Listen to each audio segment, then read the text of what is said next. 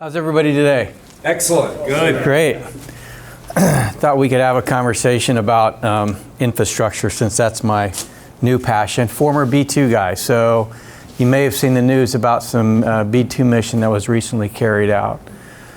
When I'm thinking about infrastructure, it's with that kind of operation in mind. Probably no more secretive an organization in terms of how we carry out our operations and how we actually made what happened over the skies of Iran this last week possible. You know, that was not just some, fly-by-night mission. We've been practicing that and exercising it, testing the weapons for over a decade. So a lot of work went into that. A lot of work still goes into that, maintaining that capability. And I thought I'd talk a little bit about infrastructure because when I was a pilot at Whiteman, I had three different missions there. I worked on communications a couple of different times because of frustration I had as a flyer. The first one was, as you know, we have a lot of different communication systems in the military. Specifically, I'm sitting at my desk one day, the top three desks, where I'm stepping all the pilots to fly for the day, and I've got an LMR, land mobile radio, allows me to communicate around the base, and I've got a UHF radio that's sitting there anchored to the desk, and I've got stuff to do. And how do I get those two things to talk together so I can take my land mobile radio, which I can take all over the base, and still have the ability to talk to the jets through the UHF? Let's just say getting that capability together took 18 months. 18 months. It wasn't technically hard. It was actually quite simple. It was, once we had it done, we installed the equipment in less than a day, but it gave us this ability to do things that we couldn't do. And if you think about infrastructure today in DoD, what I'm talking about is a microcosm of the problem that we have is that we don't buy infrastructure, right? The military does not procure infrastructure, but it uses it. And he uses it in a lot of ways just right out of the commercial sector. So we have cellular accounts, but mostly it's a toy, meaning it's not very mission capable. You guys may remember Signalgate. Why are we using Signal? Why was the war in Syria conducted on Signal? Anybody want to venture a guess? It was easy. It's easy, right? It's easy, and the challenge I had sitting at that step desk represents the challenge that every military member faces, which is they can't do the communications securely that they need to do because, number one, things aren't interoperable, or number two, they're extremely complicated. In fact, I just had I had dinner with a friend of mine who's a four-star, and he said he had to make a secure call the other day. He had 5 different systems. Nobody in his staff could tell him how to connect the system so that he could make a call. Right? So why are we communicating on signal simplicity, interoperability? These are the huge failings. And so, when I was at the White House during my last job, I said, we have a couple of problems. One problem is we have interoperability problems in the military.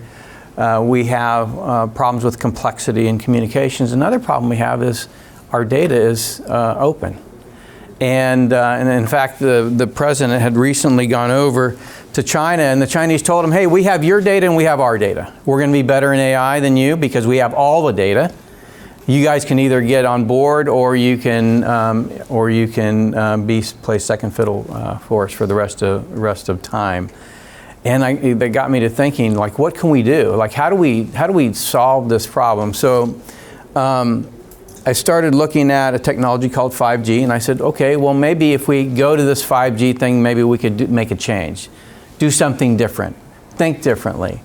And that led me to investigating what is 5G, what is the state of infrastructure in our country, and how might we change?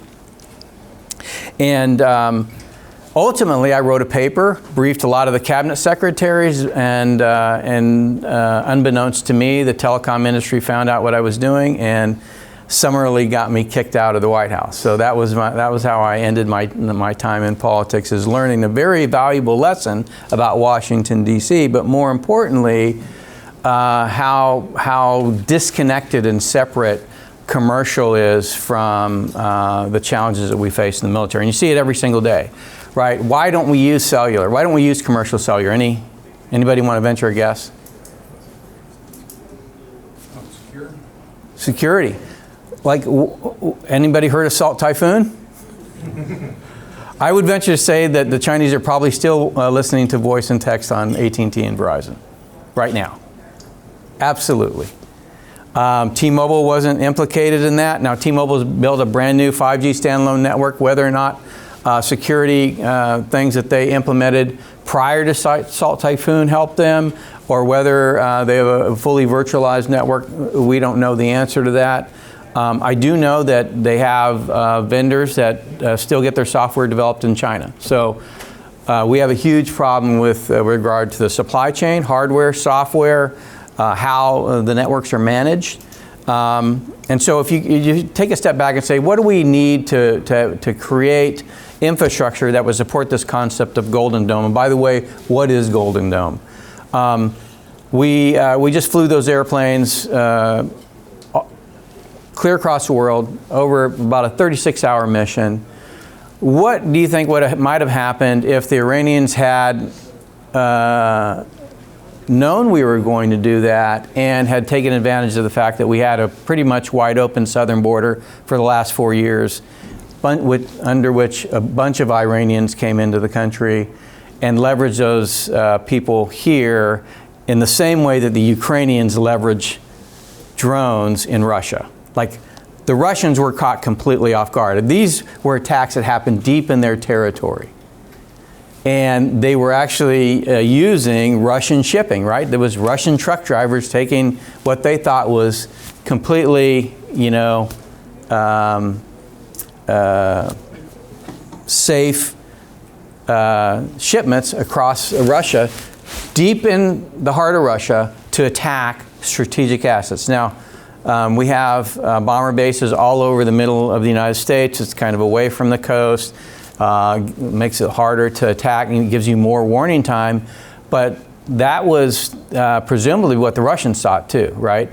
So it's not just about ballistic missiles, which I think is where MDA is kind of all thrown up the banner. Hey, we're going to lead Golden Dome. I would venture to say that they're probably the worst organization in the United States government to lead an effort like that, and we can get into why. But it's not just about ballistic missiles. It's about small UAS. It's not just about small UAS. It's also about cyber. It doesn't matter if it's a small UAS or a ballistic missile or an EMP or something that like took down Colonial Pipeline. Each of these, or a natural disaster. What about like the fires in Maui or LA or Hurricane Helene? They're all service disruptions. If the infrastructure that you're using to provide the security for the homeland goes down, either through a fire or a hurricane or a cyber attack or an EMP or something like what we saw in Ukraine, you're not going to be able to do the mission. So when you start to think about what are the things that you need for this, resilience comes into mind. But how does the commercial sector think of resilience? It's in terms of SLAs, right?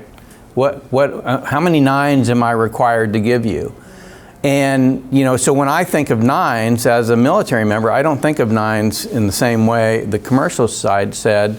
I think of survivability. Can this keep me going if I'm all alone on an island? Quite frankly, that gets to the heart of the matter, why commercial infrastructure is not usable for our missions. It's highly centralized. Me as a B2 guy love these highly centralized systems. If you give me a couple of targets that I can take out and take down the entire network or take down your entire cloud services, that's my bread and butter. And quite frankly, decentralization, which is obviously the crypto community,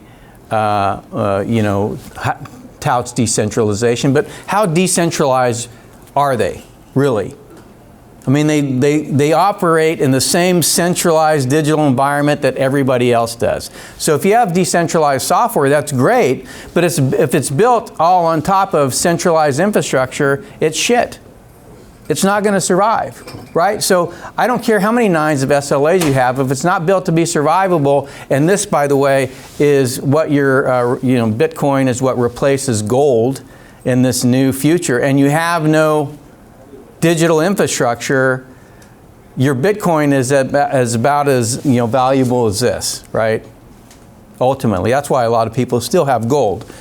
Everybody's betting on the infrastructure being survivable, but it's not built to be survivable. It was never built to be survivable. It was built to basically, most affordably, be interoperable and scale and provide the kind of platform that people use to watch cat videos, right? So we have this fantastic infrastructure that allows us all to watch these funny cat videos, but they're not resilient because they're not survivable. They're not built to be survivable. They're not secure. We know they're not secure, whether it's dealing with a noisy neighbor problem in the cloud or dealing with any of the other things that I talked about with regard to Salt Typhoon or any other man-in-the-middle attacks that you might have in terms of the cellular networks, right? It's the cloud and the cell network. That's what makes the world run today. Whatever solution you have, whatever application solution you have, primarily it's the cloud and the cell networks that make them work today in a commercial sense, right? You don't have that in the military. The military still push to talk and pen and paper, right? One of the interests, and it's not just about the security and the resiliency of the network itself and the data that flows within it. It is the application of the fact that we carry these things in our pocket all the times, right? So we used to. When we were doing missions at Whiteman, we used to park our cars in the commissary. We thought we were being, smart. Park our cars in the commissary parking lot. By the way, satellite comes over and sees all these cars parked in the commissary satellite. They don't think people are shopping for groceries at 2 o'clock in the morning. Meanwhile, we walk to the skiff and put our phones right there in the cubby right by the skiff. Okay. Like, how many of you looked at the open source access for SDK data that you can derive just by all those damn devices that are at the skiff door? You're not fooling anybody. And quite frankly, I can draw a circle around the Pentagon or the White House or anywhere else in the country, all of our sensitive locations, and get a good idea of who's there, who's talking to whom, just by doing some really, really low-level intelligence analysis, right? So how troubling is just the data that's available for creeping operational security for a mission like Midnight Hammer? Think about that. So other things, simplicity. How many people have worked in telecom? No. Okay, all right. So I am not being, I'm not crazy.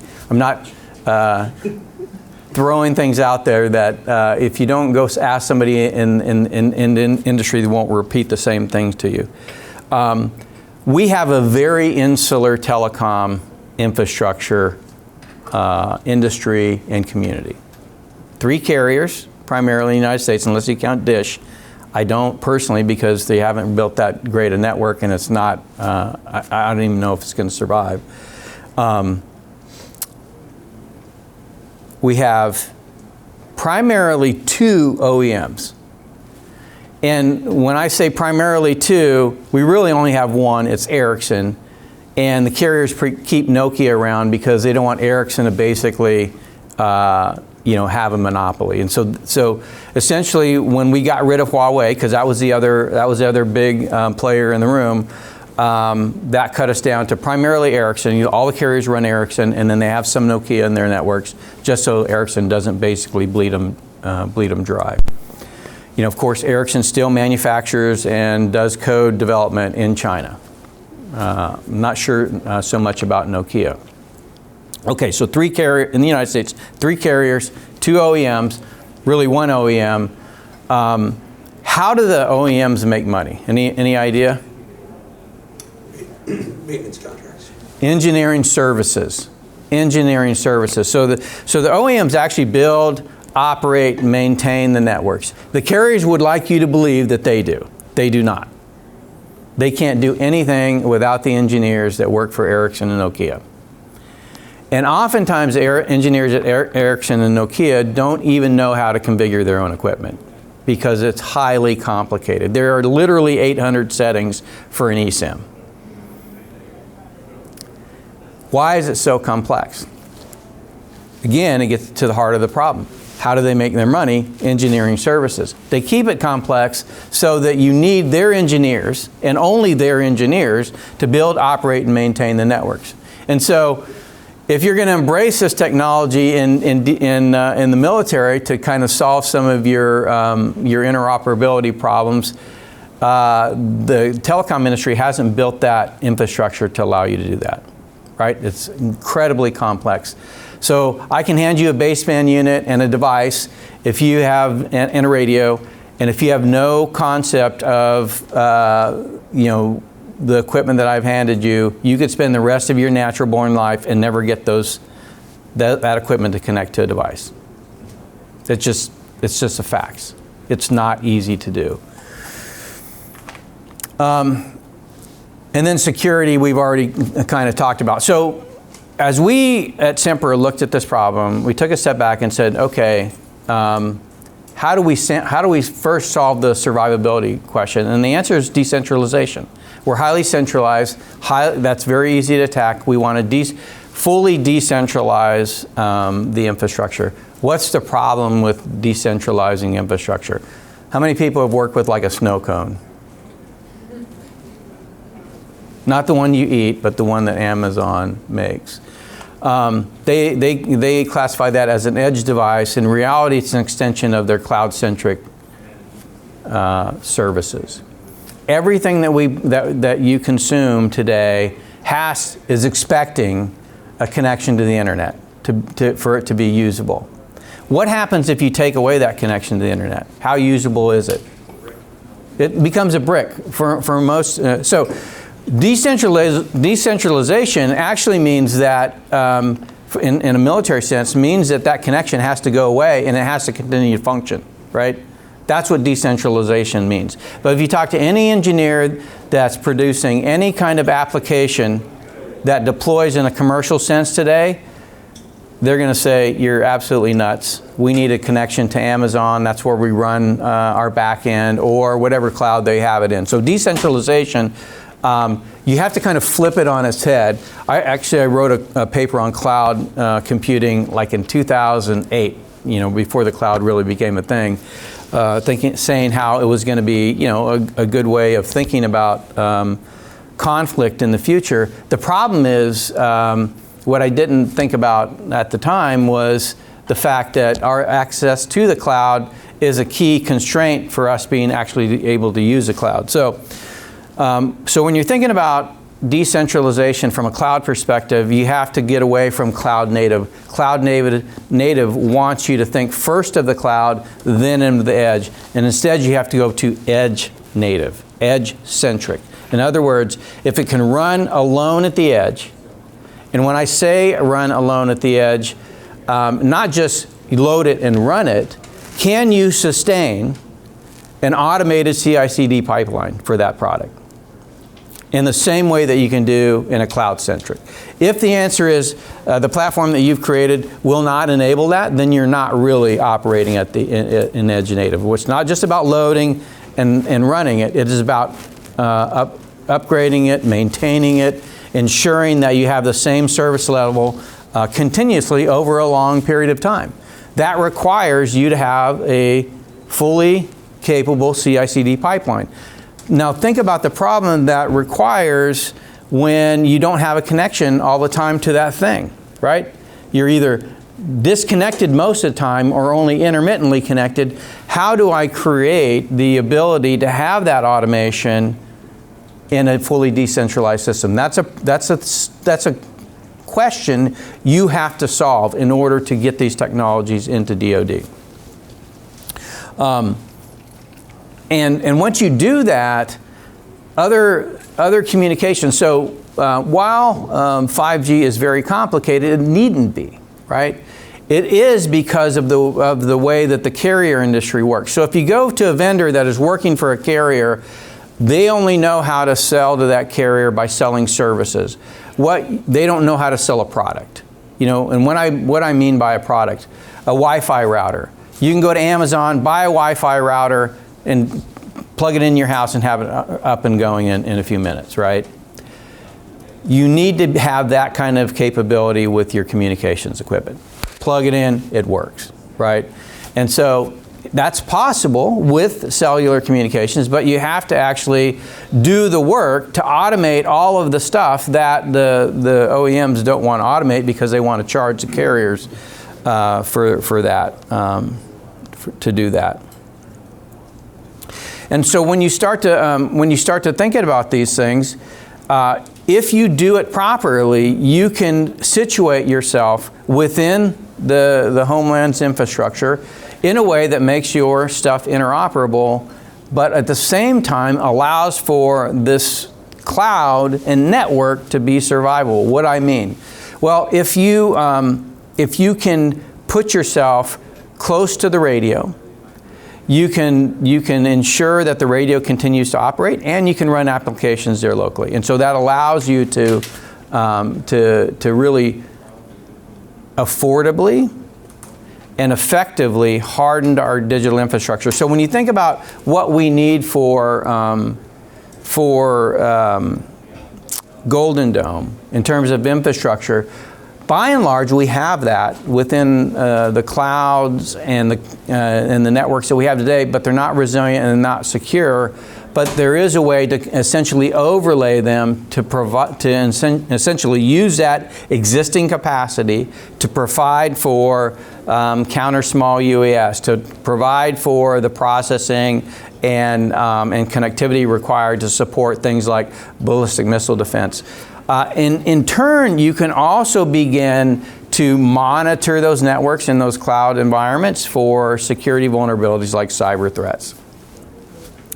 And more importantly, it actually gives you a platform for understanding, the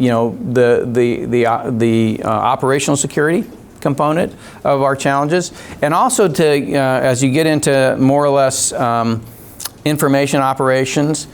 What the Taiwanese have done with decentralized social media platforms is an example of how you take this idea of decentralization and start to disintermediate the foreign political influence that's happening within our borders. So, it is possible to do this. We have to begin to think differently. We have to move away from centralization to decentralization. I haven't gotten into hardening, but things like that you should be thinking about for things like this are EMP.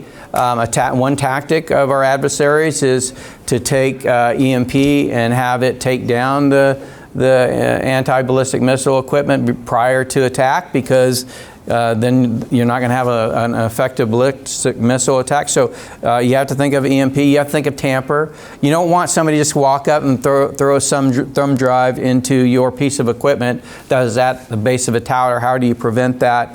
And then another one that we really think about is elevation. The thing that kills infrastructure equipment the most, particularly in natural disasters, is flooding. And so and elevation allows you, with size, weight, and power reduction, you can elevate and get above the floodplain and have these things be more survivable. So, and then there's a whole bunch of other things that we could talk about with regard to cyber hardening that you guys are probably all well versed in. But with that, I'm going to stop now, open it up for any questions you might have. I've got 5 minutes left and happy to respond.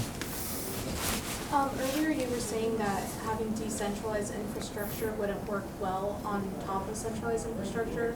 But then later said there may be an overlay with the existing infrastructure, so how would that work?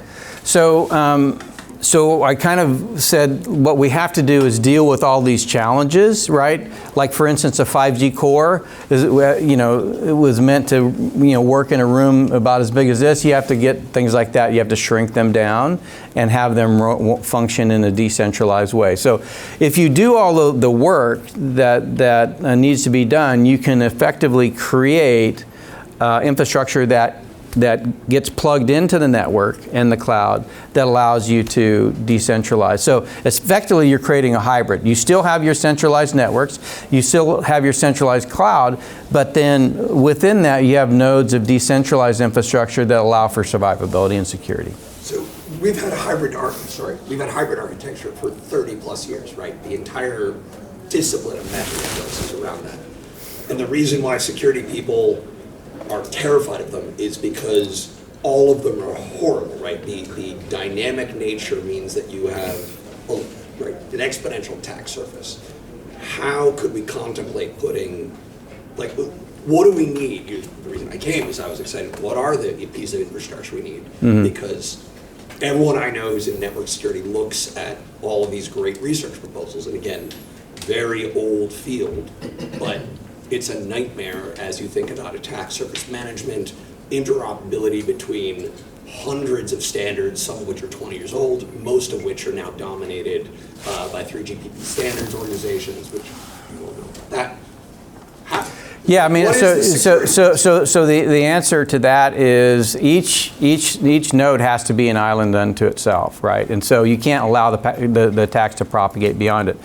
Typical mesh installations that I've seen have been primarily centered around communications, and primarily very easy to connect into the network and have them continue to be and to allow for attacks to propagate. So, first of all, you have to look at a trusted versus untrusted node. So a trusted node would be one that maybe doesn't allow inbound connections, right? It only allows outbound connections. A trusted node may be one that allows you to do all your work behind an enterprise-grade firewall. A trusted node may be one that for a fact hasn't had any tamper done to it, right? So you have to essentially create a set of requirements for each of these nodes before you say, hey, this can just connect us to another network node. Now, typically when we've done mesh networks and decentralization, it's been much less on focusing on the hardware and software security that go into saying this is a trusted node. Everybody's just allowed to take. LoRaWAN is a perfect example of a mesh network that anybody can participate in, and you really have no idea of the provenance of the hardware or software involved in those systems. And there's a lot of other mesh networks out there, but primarily they're not meant as more or less cloud nodes, they're meant as communication nodes. And I think as you start to look at them more as data nodes and not as necessarily just communication nodes, then you can create the kind of security and automation that happens at the node level that does a lot of its own self-performative security measures to ensure that, hey, it's a trusted node or it's not a trusted node and not ready to be added back into the network.